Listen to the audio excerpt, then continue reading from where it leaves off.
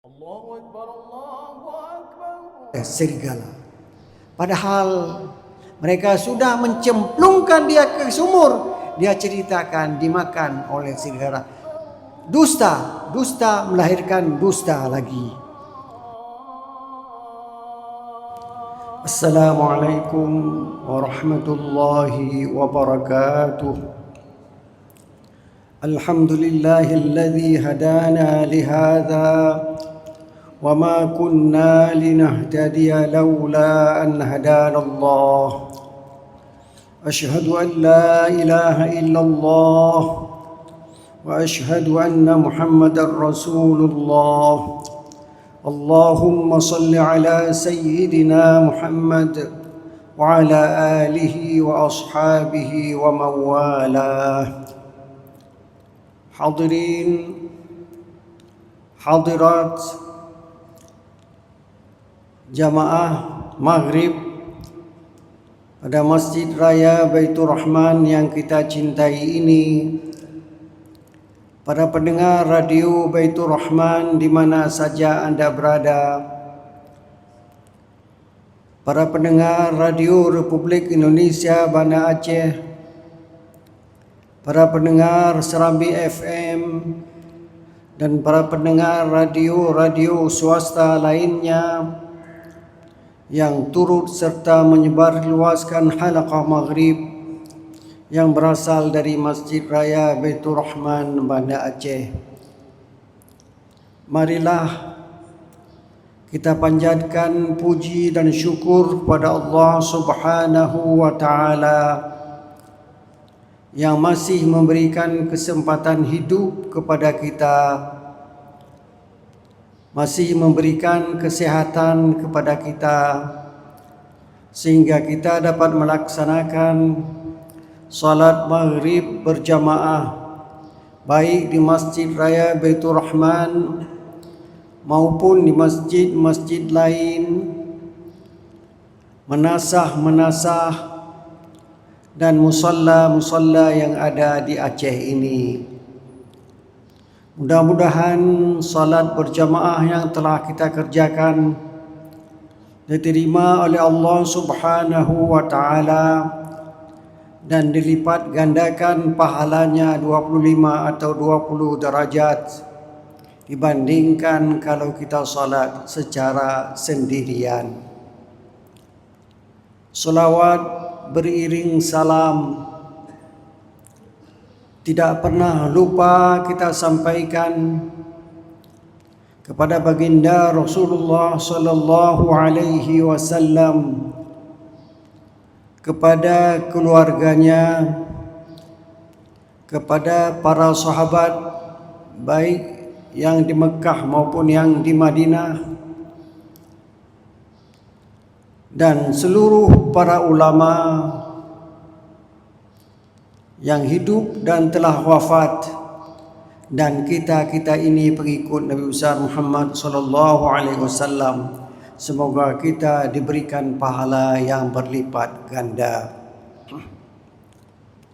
Malam ini penceramah secara tiba-tiba berhalangan hadir, maka saya timbang kosong hana cake lamblang Darut Canggang Jid Keraja.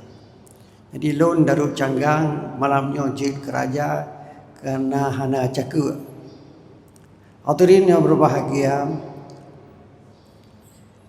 saya teringat firman Allah yang berbunyi, a'udzu billahi minasyaitonir rajim.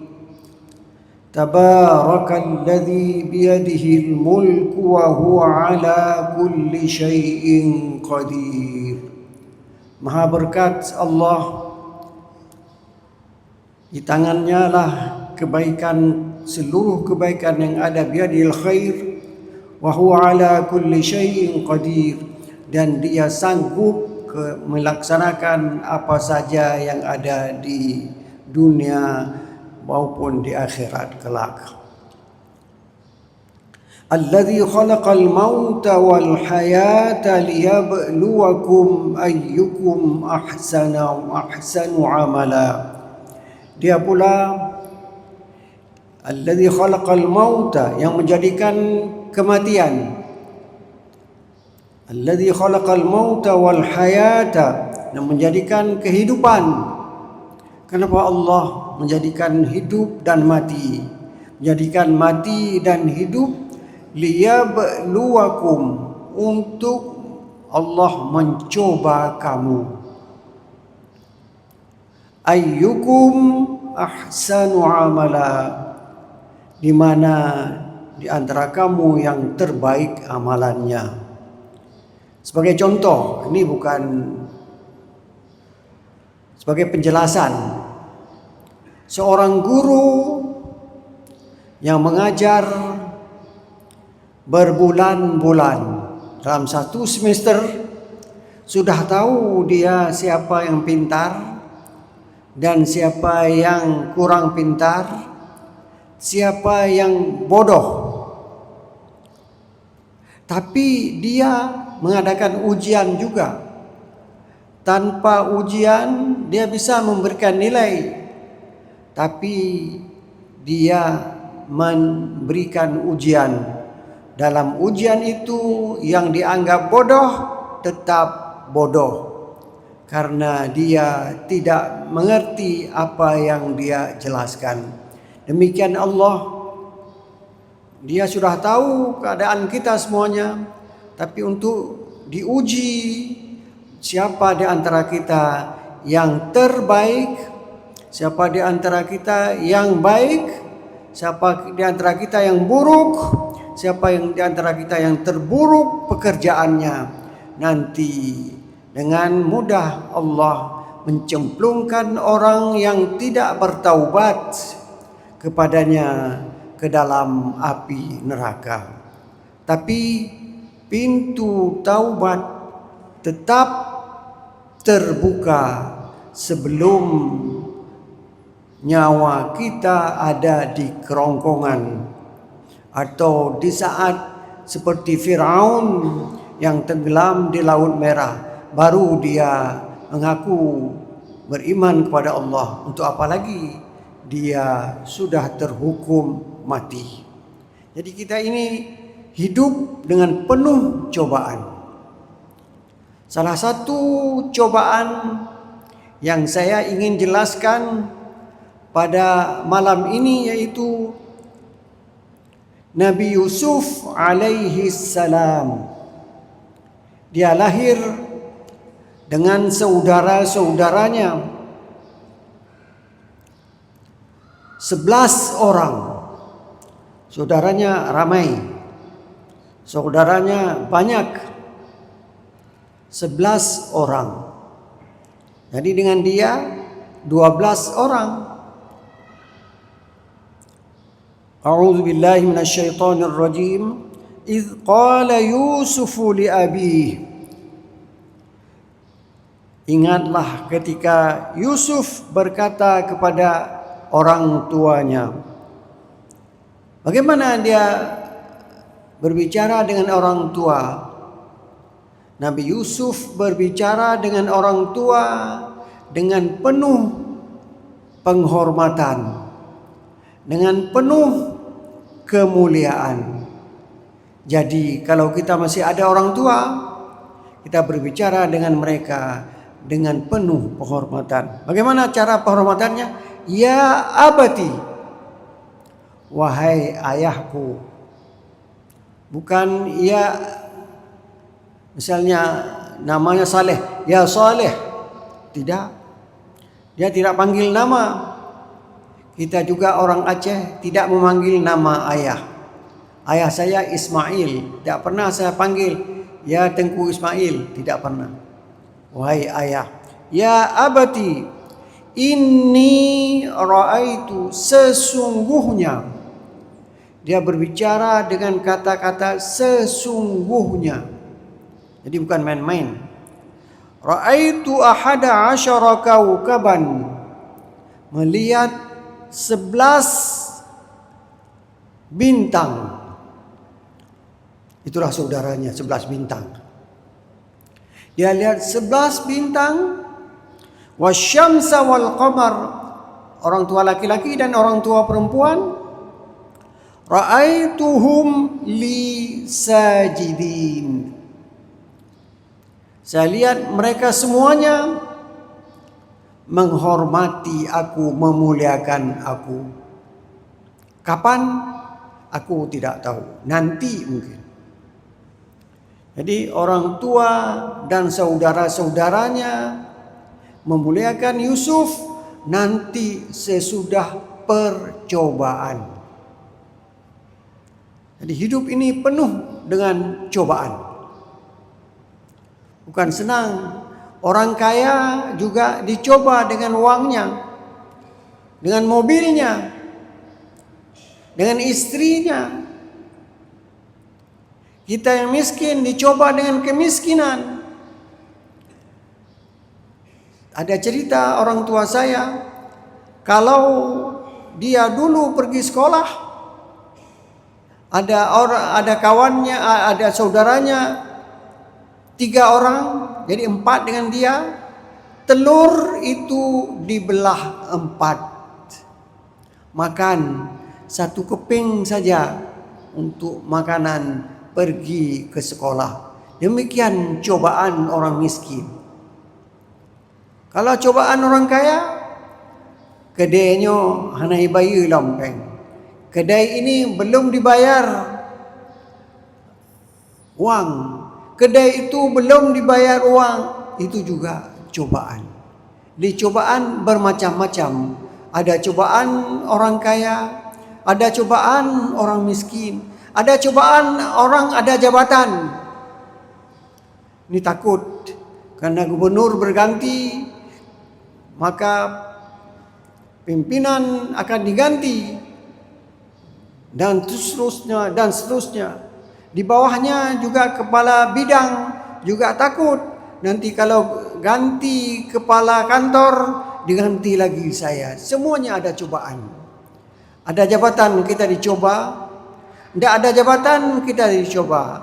Ada uang kita dicoba, tidak ada uang kita dicoba. Semuanya penuh cobaan. Laki-laki ada cobaannya, perempuan ada cobaannya. Jadi liyabluwakum ayyukum ahsanu amala.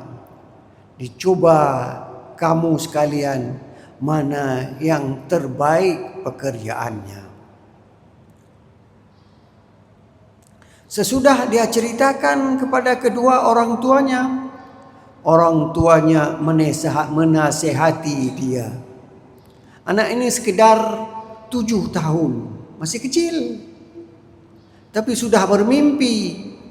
Mimpinya bisa diingat dan diceritakan kepada orang tua. Apa kata orang tua? Qala ya bunayya. Tadi anak memanggil ayah ya abati. Orang tua memanggil kepada anaknya ya bunayya. Kita kadang-kadang memanggil anak tidak seperti Nabi Ya'qub memanggil Nabi Yusuf. Sekarang kita ingat kembali, kita rubah sikap kita terhadap anak, kita rubah sikap kita terhadap istri, kita rubah sikap kita kepada tetangga. Mudah-mudahan kita mendapat pahala dari Allah Subhanahu wa taala. Qala ya bunayya la taqsus ru'yaka ala ikhwatik. Wahai anakku, anak kesayanganku, jangan kamu ceritakan mimpimu itu kepada saudara-saudaramu. Fayakidu laka kaida. Mereka akan menganiaya kamu nanti. Kenapa? Nabi Ya'qub sangat menyayangi Nabi Yusuf. Dia kecil. Anak kecil disayangi itu biasa. Tapi Nabi Ya'qub sudah dapat menduga inilah nabi sesudah aku. Sedangkan yang 11 orang lagi itu biasa saja, bukan menjadi nabi. Maka yang satu ini dimuliakan karena dia adalah pengganti Nabi Yakub. Karena sangat dimuliakan, sangat dihormati, sangat disayangi, maka saudara-saudaranya jengkel. Kenapa ayah sayang kepada Yusuf, tidak sayang kepada kami? Apa katanya?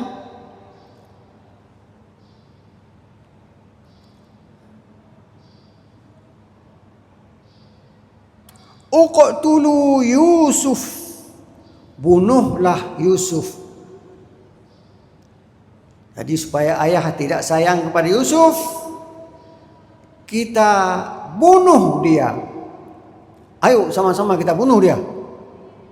Tapi kan tidak mungkin di sebuah rumah mereka berkumpul dan membunuh seorang adik yang masih kecil. Itu tidak mungkin. Di kecemburuan itu tetap ada. Kalau kita punya anak 2 orang atau punya cucu 2 orang, kita dapat melihat kakaknya cemburu kepada adiknya atau abangnya cemburu kepada adiknya. Dulu ibu tidur dengan saya, sekarang ibu tidur dengan adik. Saya disuruh tidur jauh sedikit karena adik suka nenen, suka minum susu.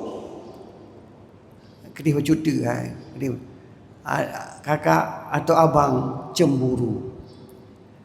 Jadi saudara-saudara Nabi Yusuf cemburu. Katanya, uqtulu Yusuf, bunuhlah Yusuf itu. 1 orang saja sudah cukup. Kenapa semuanya harus membunuh dia? Uqtulu, bunuhlah oleh kamu sekalian. Berapa orang? 10 orang. Membunuh 1 orang. Dan anak kecil, tidak usah sepakat. Sepak aja dia keluar, udah patah kakinya. Sepak sekali lagi, patah tangannya. Sepak sekali lagi, begitulah 1 orang saja sudah cukup. Tapi di sini, uqtulu Yusuf, bunuhlah Yusuf itu. Awitrahuhu ardan, atau lempar saja, bawa saja kepada satu tanah. Yakhlu lakum wajhu abikum, bawa dia jauh ke tempat yang jauh itu. Yakhlu lakum wajhu abikum, muka ayahmu hanya melihat kepadamu saja, tidak mencari-cari dia karena dia sudah hilang. Wa takunu min ba'dihi qauman salihin, kamu sesudah dibawa Yusuf ke tempat yang jauh, tidak lagi di depan mata orang tuanya. Orang tuanya akan melihat kamu terus menerus. Wa takunu min ba'dihi qauman salihin, kemudian kamu menjadi orang-orang yang bahagia karena dihormati, diperhatikan, diperhatikan oleh orang tua. Karena orang yang satu diperhatikan itu sudah hilang. Mungkin dibunuh, mungkin dibuang. 2 pilihannya. Bunuh lebih kejam, buang juga kejam. Entah siapa nanti yang akan menjaga dia di tempat yang jauh itu. Ada 1 orang di antara saudara Yusuf berkata, qala qailum minhum, di antara mereka berkata, la taqtulu Yusuf, jangan sampai kamu bunuh Yusuf, tidak usah, jangan bunuh Yusuf. Tapi apa juga? Wa alquhu fi ghayabatil jubb, lemparkan dia di dasar sumur. Yaltaqithu ba'dus sayyarah, akan diambil oleh orang-orang yang berjalan di saat mereka melihat ada orang di dalam sumur. Itu usul dari salah seorang saudara Yusuf. In kuntum fa'ilin, kalau kamu meletakkan Yusuf di sebuah sumur dan dia nanti akan diambil oleh orang yang berjalan dari suatu tempat ke tempat yang lain. Lantas mereka merayu orang tuanya. Qalu ya abana ma laka la ta'manna ala Yusuf. Kenapa kamu tidak melepaskan Nabi Yusuf? Wa inna lahu lanasihun, kami akan menasihati dia, menjaga dia, memperhatikan dia. Lepaskanlah dia dengan kami. Arsilhu ma'ana ghadan, kirimkanlah dia besok bersama kami. Yarta', berjalan, bermain. Wa yal'ab, bermain, berjalan dan bermain. Wa inna lahu lahafizun, kami menjaga dia dengan baik. Di sini mereka sudah mulai bekerja. Dia merayu orang tuanya, lepaskan Yusuf, pergi dengan kami besok, sambil bermain-main kami tetap menjaga dia. Ini sudah ada satu kebohongan. Hadirin berbahagia, kalau ada satu kebohongan, akan ada kebohongan lain. Misalnya, saya berbohong pergi ke Penayung. Saya tidak pergi ke Penayung.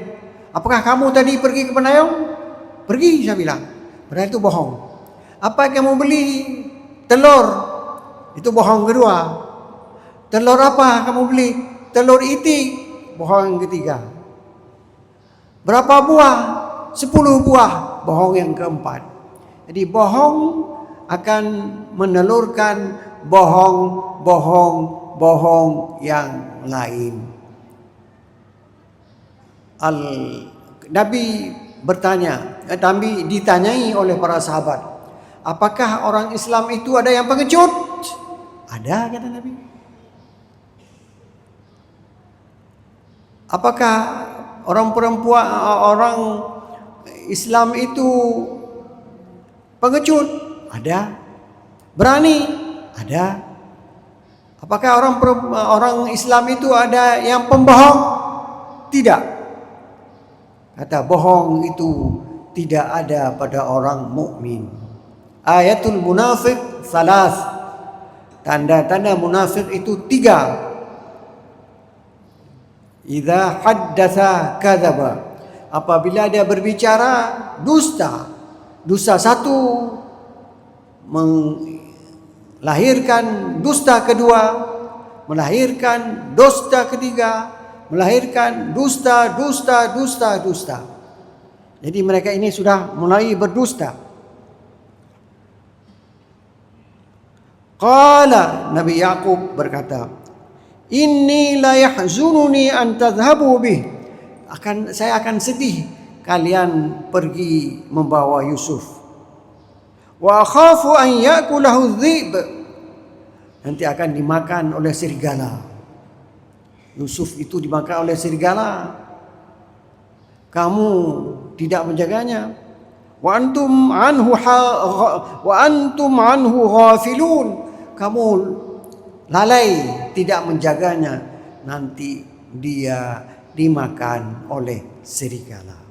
Qalu la innaka lahu dhi'bu wa nahnu usbatun inna idzal la khasirun. Mereka menjawab perkataan ayahnya, la innaka lahu dhi'bu, kalau dia dimakan oleh serigala, wa nahnu usbah, kami ini orang kuat.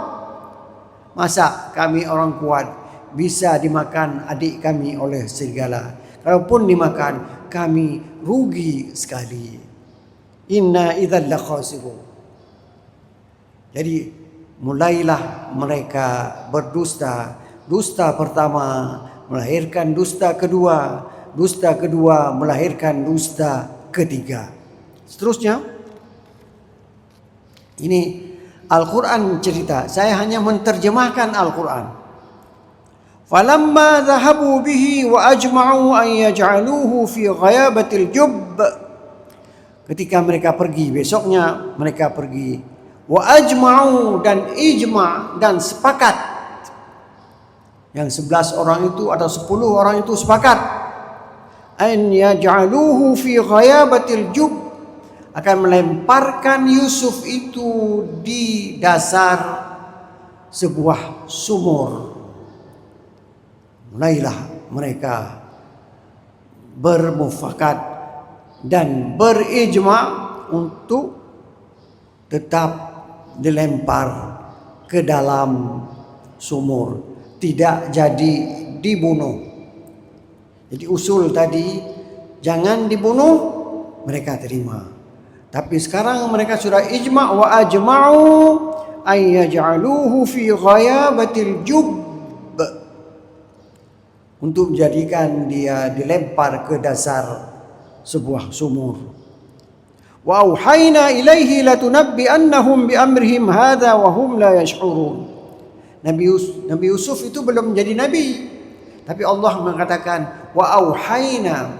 Dan di sini bukan dikirim wahyu, tapi diberi ilham kepada seseorang bahwa dia akan selamat, dan dia akan menceritakan hal ini kepada saudara-saudaranya nanti.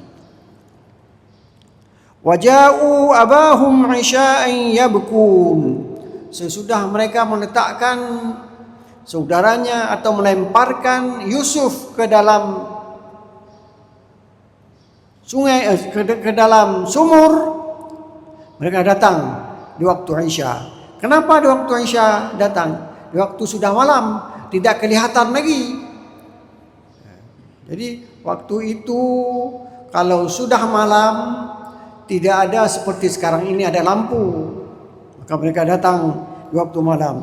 Qalu ya abana inna dhahabna nastabiqu wa tarakna Yusufa 'inda mata'ina fa'akalahu dhib.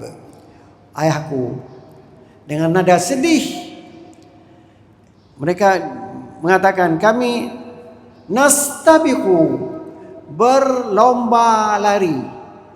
Kami 10 orang itu berlomba lari.